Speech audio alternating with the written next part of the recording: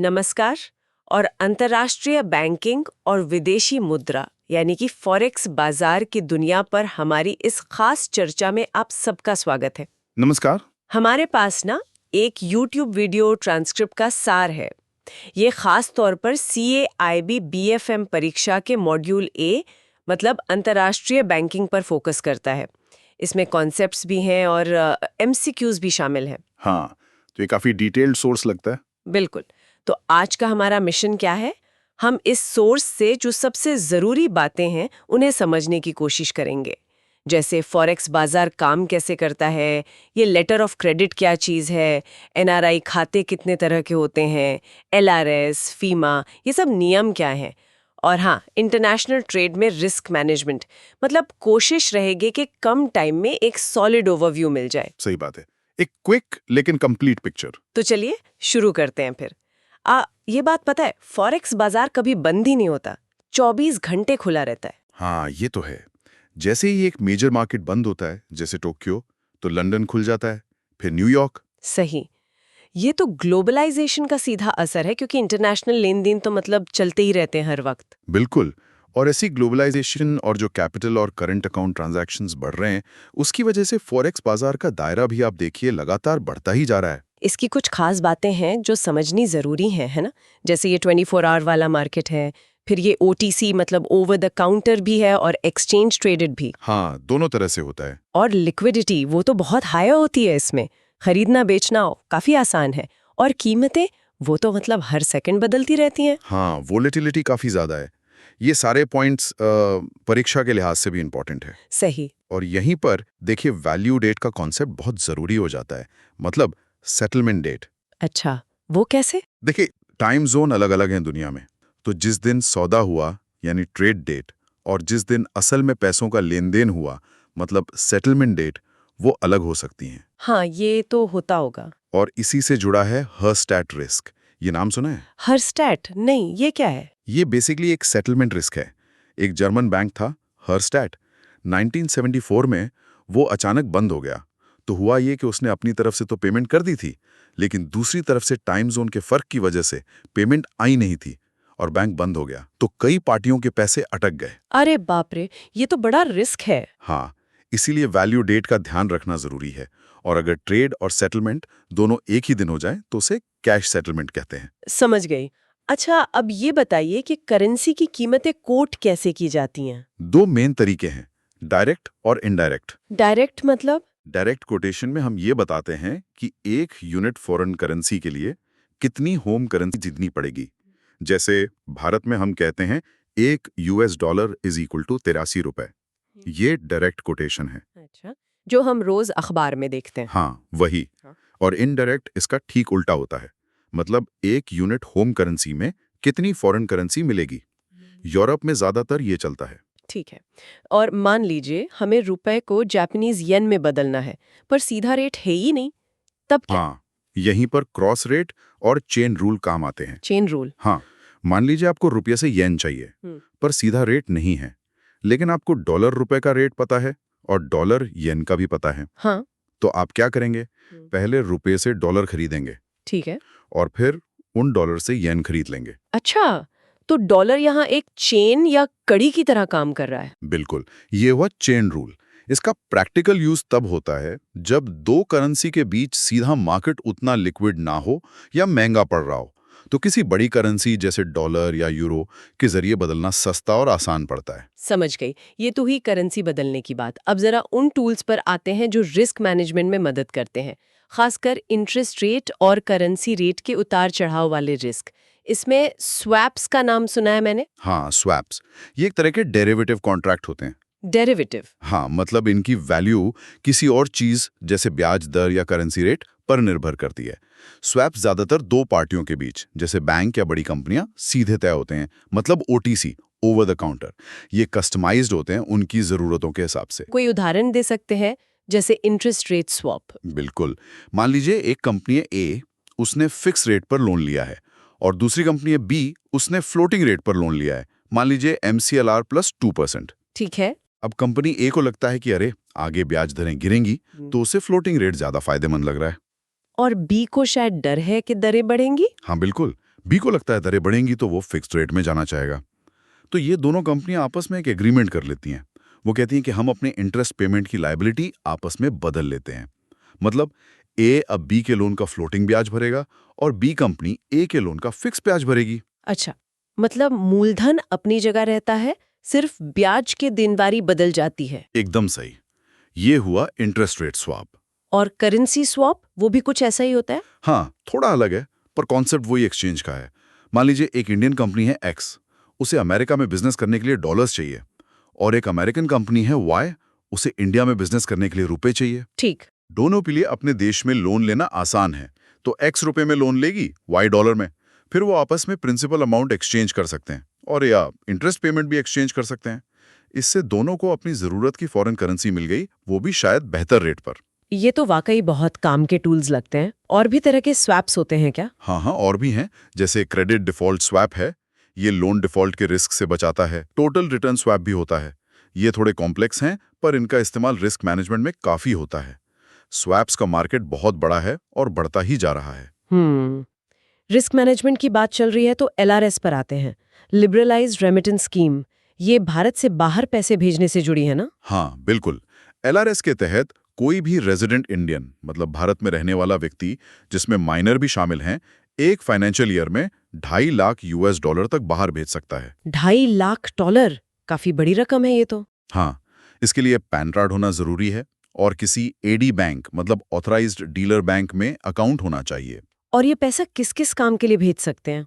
कई सारे purpose allowed हैं, जैसे विदेश में पढ़ाई का खर्च, मेडिकल ट्रीटमेंट, रिश्तेदारों की देखभाल, घूमने फिरने का खर्च, गिफ्ट देना, या फिर बाहर प्रॉपर्टी या शेयर्स में इन्वेस्ट करना। अच्छा, प्रक्रिया क्या होती है इसकी? प्रक्रिया सीधी है। आपको एडी बैंक की ब्रांच में जाना है, अपना पैन कार्ड ले जाना है, केवाईसी नॉर्म्स पूरे करने हैं और एक फॉर्म भरना होता है, फॉर्म A2। फिर आप फॉरेन करेंसी खरीद सकते हैं। इसमें कोई खास बात ध्यान रखने वाली? हाँ, एक जरूरी बात यह है कि बैंक एलआरएस के तहत पैसे भेजने के लिए आपको लोन नहीं दे सकता। ये आपके अपने पैसे होने चाहिए। और हाँ, पैन कार्ड देना अप्रैल 2018 से एकदम मैंडेटरी कर दिया गया है। ठीक है। और एक और अहम बात है टीसीएस की, टैक्स कलेक्टेड एट सोर्स। ओ हाँ, ये सुना है। इस पर टैक्स भी कटता है? हाँ, नियम थोड़े बदलते रहते हैं, पर अभी का नियम समझ लीजिए। एक फाइनेंशियल ईयर में अगर आप कुल मिलाकर 7 लाख रुपए तक भेजते हैं तो कोई टीसीएस नहीं। 7 लाख तक छूट है? हाँ, अब 7 लाख से ऊपर अगर आप भेज रहे हैं तो देखना होगा कि किस लिए भेज रहे हैं। अगर एजुकेशन या मेडिकल के लिए है तो 7 लाख से ऊपर वाली रकम पर 5% टीसीएस लगेगा। 5%? लेकिन अगर एजुकेशन का पैसा लोन लेकर भेजा जा रहा है तो टीसीएस सिर्फ 0.5% है, वो भी 7 लाख से ऊपर वाली अमाउंट पर। अच्छा, लोन वाले केस में काफी कम है। हाँ, और इन दोनों यानी एजुकेशन और मेडिकल के अलावा बाकी किसी भी काम के लिए, जैसे घूमने के लिए, इन्वेस्टमेंट के लिए, गिफ्ट के लिए, अगर 7 लाख से ज्यादा भेज रहे हैं तो उस ऊपर वाली रकम पर सीधा 20% टीसीएस कटेगा। 20%? ये तो बहुत ज्यादा है। हाँ, ये रेट 1 अक्टूबर 2023 से लागू हुआ है, ये काफी ज्यादा है। बैंकों को इसकी रिपोर्टिंग भी करनी होती होगी? बिल्कुल, एडी बैंकों को रोजाना आरबीआई को रिपोर्ट करना होता है कि एलआरएस के तहत कितना पैसा गया। अगर किसी दिन कोई ट्रांजैक्शन नहीं हुआ तो नील रिपोर्ट भेजनी होती है। और पैसा भेजने वाले को भी अगर उसकी डिटेल्स में कोई चेंज आता है तो 30 दिन में बैंक को बताना होता है। कोई और खास बात एलआरएस में? हाँ, कुछ खास तरह की रेमिटेंस हैं, जैसे कोई कल्चरल टूर है या सरकार का विज्ञापन है बाहर, या स्पोर्ट्स स्पॉन्सरशिप है $1 लाख से ज्यादा की, तो उसके लिए पहले संबंधित मिनिस्ट्री से अप्रूवल लेना पड़ता है। चलिए अब जरा एनआरआई यानी नॉन रेजिडेंट इंडियंस और उनके खातों की बात कर लेते हैं। यहाँ पर रेजिडेंट और नॉन रेजिडेंट की परिभाषा थोड़ी कंफ्यूजिंग हो सकती है ना? इनकम टैक्स एक्ट कुछ कहता है, फेमा कुछ और। हाँ, ये पॉइंट अहम है। इनकम टैक्स एक्ट का सेक्शन 6 कहता है कि कोई व्यक्ति भारत का रेजिडेंट तब है अगर वो पिछले फाइनेंशियल ईयर में कम से कम 182 दिन भारत में रहा हो। 182 दिन? या फिर एक और कंडीशन है, अगर वो पिछले साल कम से कम 60 दिन भारत में रहा हो।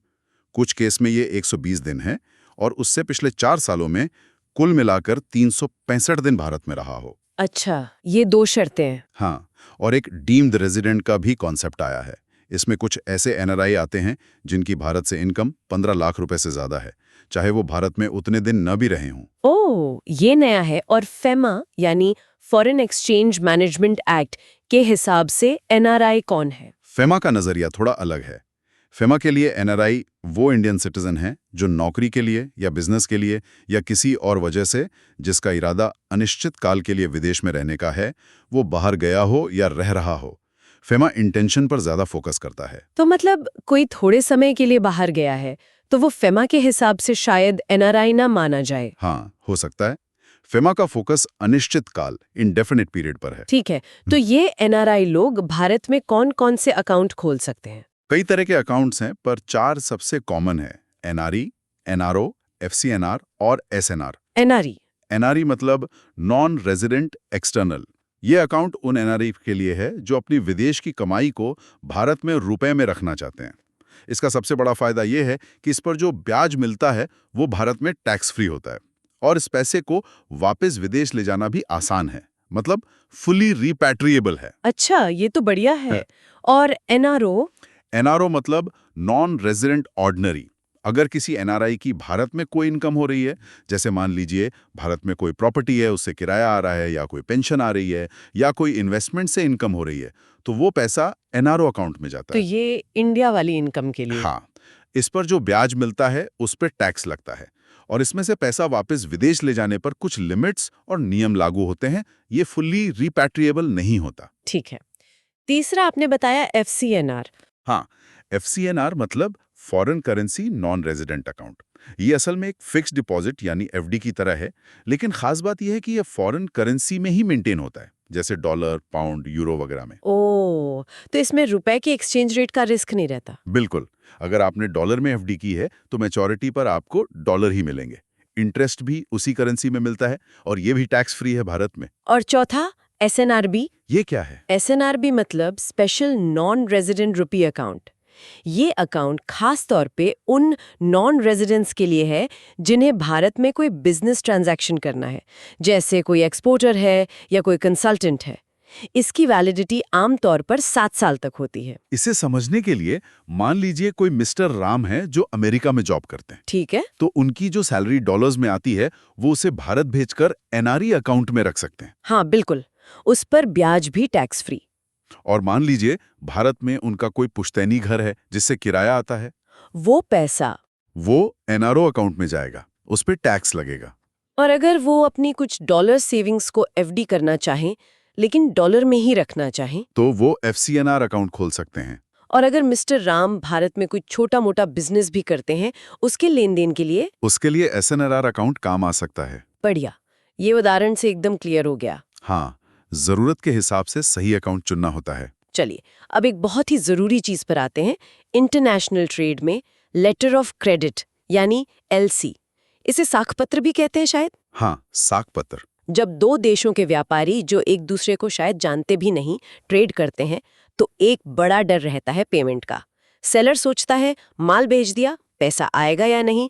बायर सोचता है पैसा भेज दिया, माल आएगा या नहीं, या सही आएगा या नहीं। बिल्कुल, यहीं पर एलसी एक तरह से गारंटी का काम करता है। गारंटी? किसकी गारंटी? ये असल में बायर यानी इंपोर्टर के बैंक की तरफ से सेलर यानी एक्सपोर्टर को एक गारंटी होती है। बैंक ये कहता है कि अगर सेलर एलसी में लिखी हुई शर्तों को पूरा करेगा, जैसे कि शिपमेंट के सही डॉक्यूमेंट्स टाइम पर जमा करेगा, तो बैंक पेमेंट करेगा, चाहे बायर पेमेंट करे या ना करे। अच्छा, तो इससे सेलर को पेमेंट की सिक्योरिटी मिल जाती है? हाँ, सेलर का रिस्क बहुत कम हो जाता है। इसकी प्रोसेस क्या होती है मोटे तौर पर? देखिए, प्रोसेस ऐसे शुरू होती है। सबसे पहले बायर, जिसे एप्लीकेंट कहते हैं, अपने बैंक के पास जाता है, जिसे इशूइंग बैंक कहते हैं। ठीक है। वो बैंक से एलसी खोलने को कहता है। ठीक है। फिर इशूइंग बैंक वो एलसी तैयार करके सेलर के देश में अपने किसी कॉरेस्पॉन्डेंट बैंक, जिसे एडवाइजिंग बैंक कहते हैं, के जरिए सेलर यानी बेनिफिशियरी तक पहुंचाता है। ओके। सेलर को एलसी मिलती है, वो उसकी शर्तें देखता है, अगर सब ठीक है तो वो माल शिप करता है। फिर शिपमेंट के जो भी डॉक्यूमेंट्स होते हैं, जैसे bill of lading, invoice, insurance policy वगैरह, वो अपने बैंक को देता है। ये बैंक एडवाइजिंग बैंक भी हो सकता है या कोई और नॉमिनेटेड बैंक। वो बैंक डॉक्यूमेंट्स को ध्यान से चेक करता है कि वो एलसी की शर्तों से मैच कर रहे हैं या नहीं। अगर सब कुछ परफेक्ट है तो बैंक या तो तुरंत पेमेंट कर देता है अगर साइट एलसी है, या फिर एक निश्चित समय बाद पेमेंट करने का वादा कर लेता है अगर यूसान एलसी है। इसमें तो काफी सारे लोग इन्वॉल्व हो गए, buyer, seller, issuing bank, advising bank. हाँ, और कभी-कभी एक कंफर्मिंग बैंक भी होता है। Confirming bank? हाँ, अगर सेलर को इशुइंग बैंक या उसके देश पर पूरा भरोसा नहीं है, तो वो कह सकता है कि मुझे एक और बैंक की गारंटी चाहिए, जो मेरे अपने देश में हो। तो एडवाइजिंग बैंक या कोई और बैंक अपनी कंफर्मेशन ऐड कर देता है, मतलब वो भी पेमेंट की गारंटी ले लेता है। इसे कंफर्म्ड एलसी कहते हैं। ये तो और भी सिक्योर हो गया सेलर के लिए। बिल्कुल। और एलसी भी शायद अलग-अलग तरह की होती हैं, आपने साइट और यूसांस बताया। हाँ, पेमेंट के टाइम के हिसाब से साइट एलसी तुरंत पेमेंट और यूसांस एलसी कुछ समय बाद पेमेंट होती है। फिर क्या एलसी को बदला जा सकता है या नहीं, इस आधार पर रिवोकेबल, जिसे बदला जा सके, और इररिवोकेबल, जिसे पार्टियों की सहमति के बिना बदला ना जा सके होती हैं। आजकल ज्यादातर इररिवोकेबल ही चलती हैं। इररिवोकेबल ही सेफ है। हाँ, फिर कंफर्म्ड एलसी हमने डिस्कस की। एक ट्रांसफरेबल एलसी होती है, जिसे ओरिजिनल बेनिफिशियरी किसी और सप्लायर को ट्रांसफर कर सकता है। एक बैक टू बैक एलसी भी होती है, जो इंटरमीडियरी ट्रेडर्स यूज करते हैं। अच्छा, एक सवाल, क्या एलसी खुद एक निगोशिएबल इंस्ट्रूमेंट है, जैसे चेक या बिल ऑफ एक्सचेंज? नहीं, ये एक बहुत कॉमन कंफ्यूजन है। एलसी खुद में निगोशिएबल इंस्ट्रूमेंट नहीं है, लेकिन एलसी के तहत जो ड्राफ्ट या बिल ऑफ एक्सचेंज इशू किया जाता है, वो निगोशिएबल हो सकता है अगर वो सही तरीके से बना हो। एलसी के लिए कोई स्टैंडर्ड नियम वगैरह भी हैं? हाँ, बिल्कुल। इंटरनेशनल ट्रेड में यूनिफॉर्मिटी लाने के लिए international chamber of commerce (ICC) ने नियम बनाए हैं, जिन्हें यूसीपी 600 कहते हैं, uniform customs and practice for documentary credits. दुनिया भर में लगभग सभी एलसी इन्हीं यूसीपी 600 नियमों के तहत जारी होती हैं। यूसीपी 600 का मेन प्रिंसिपल क्या है? दो बहुत इंपॉर्टेंट प्रिंसिपल्स हैं। पहला, बैंक सिर्फ डॉक्यूमेंट्स में डील करते हैं, गुड्स, सर्विसेज या परफॉर्मेंस में नहीं।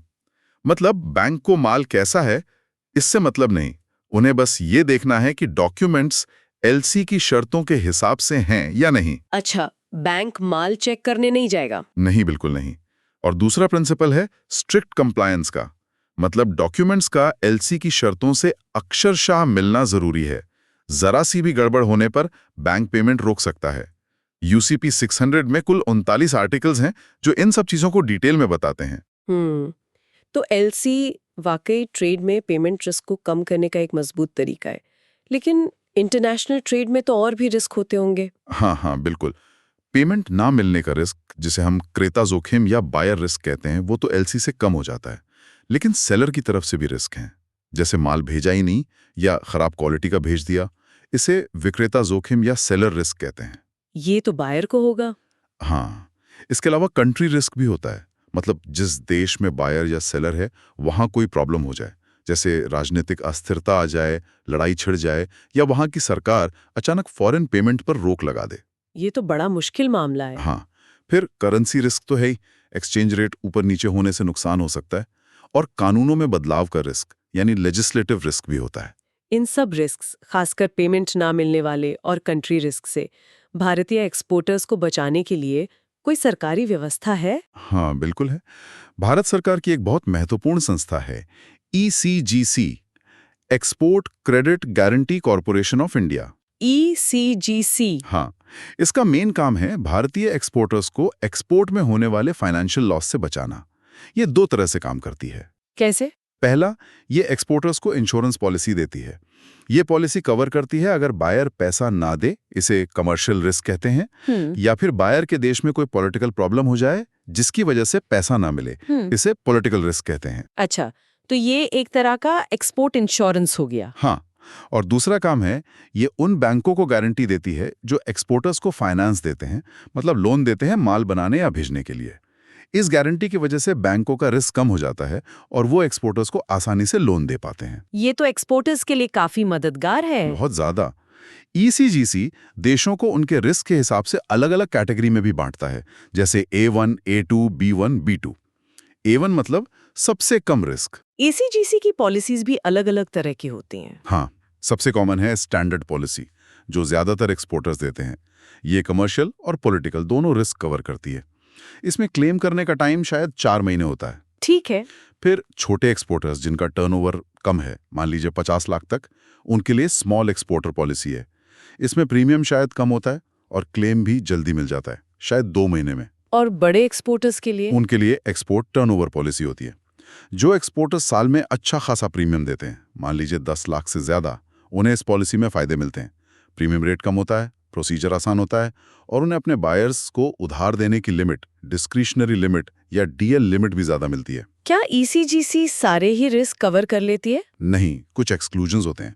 जैसे अगर बायर और सेलर के बीच क्वालिटी को लेकर कोई झगड़ा है, मतलब कमर्शियल डिस्प्यूट, तो वो कवर नहीं होता। अच्छा। या फिर अगर एक्सपोर्टर के अपने एजेंट ने कोई गड़बड़ी थी, या एक्सचेंज रेट के उतार चढ़ाव से लॉस हुआ, या एलसी के डॉक्यूमेंट्स में गलती की वजह से पेमेंट नहीं मिली, तो ये सब चीज़ें आमतौर पर ईसीजीसी कवर नहीं करती। समझ गई। तो ईसीजीसी एक अहम सपोर्ट है, लेकिन सारी समस्याओं का हल नहीं है। हाँ, इसे एक सेफ्टी नेट की तरह समझना चाहिए। तो कुल मिलाकर आज हमने काफी कुछ कवर किया। फॉरेक्स बाजार की बेसिक बातें, वैल्यू डेट, क्रॉस रेट, फिर स्वैप्स जैसे डेरिवेटिव्स, एलआरएस के नियम और टीसीएस, एनआरआई अकाउंट्स के अलग अलग प्रकार, और फिर इंटरनेशनल ट्रेड का एक अहम हिस्सा लेटर ऑफ क्रेडिट, और आखिर में एक्सपोर्ट रिस्क और ईसीजीसी। कोशिश थी कि एक संक्षिप्त लेकिन सारगर्भित नजरिया मिले जो हमारे सोर्स मटेरियल पर आधारित हो। बिल्कुल। और अंत में एक सवाल शायद सोचने के लिए छोड़ा जा सकता है। जिस तरह से डिजिटल करेंसी, क्रिप्टो और ये real time global payment system आ रहे हैं, आपको क्या लगता है आने वाले दशक में ये जो पारंपरिक तरीके हैं जैसे एलसी या कॉरेस्पॉन्डेंट बैंकिंग, ये कैसे बदलेंगे? क्या ये पूरी तरह खत्म हो जाएंगे या नई टेक्नोलॉजी के साथ मिलकर एक नया रूप ले लेंगे?